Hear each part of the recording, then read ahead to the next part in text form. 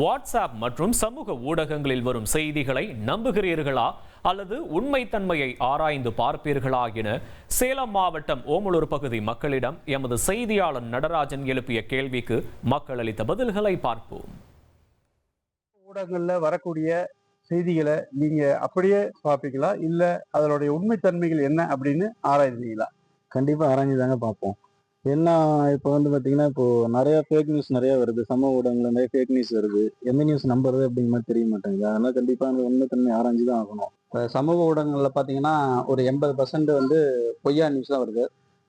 ஒரு 20% நம்பலாம். சில நம்ப முடியாம தான் இருக்குது.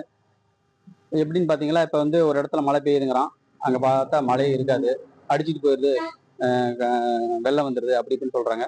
அதை பார்த்தீங்க அப்படின்னா அங்க மழையே இல்லாம இருக்கு. ஸோ நிறையா பொய் செய்தி வருது.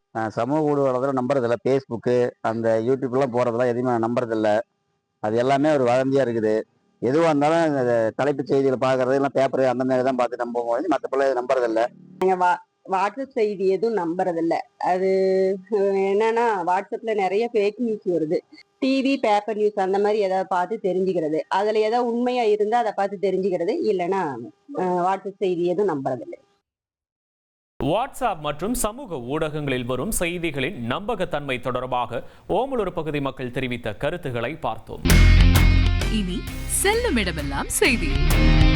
தந்தி டிவியின் வாட்ஸ்அப் சேனலை ஃபாலோ பண்ணினா செல்ல இருக்கும் இடமெல்லாம் செய்தி. இதோ QR கோட் இப்பவே ஸ்கேன் பண்ணுங்க, ஃபாலோ பண்ணுங்க.